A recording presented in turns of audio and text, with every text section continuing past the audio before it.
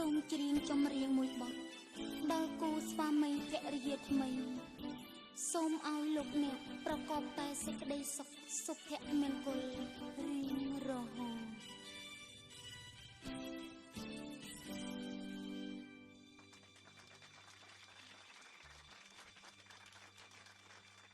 យើងសូមជូនពរថ្លៃថ្លាបវរដល់គូស្វាមីភ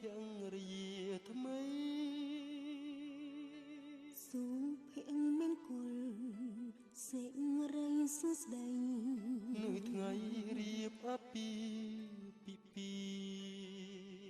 ហ៍ចម្រៀងច្រៀងនឹងតន្ត្រីដូចស្វាមី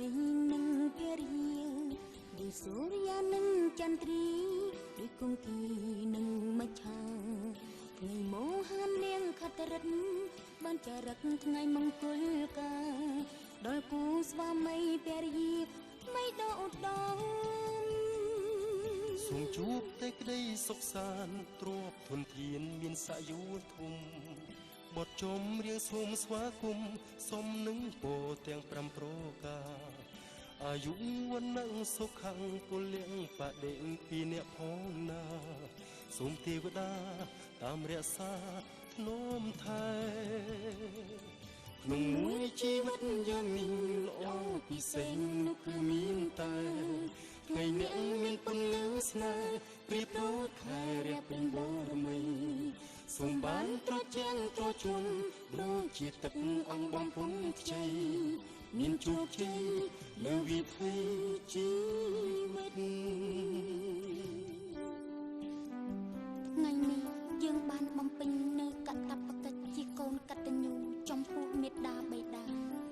និងចំពោះមុខបងប្អូនញាតិមិត្តជិតឆ្ងាយទាំងអស់ដែលបានអញ្ជើញមកចូលរួមនិងធ្វើជាសក្ខីភាពក្នុងថ្ងៃអាពាហ៍ពិពាហ៍យើងសូមជូនពរថ្លៃថ្លាបវរ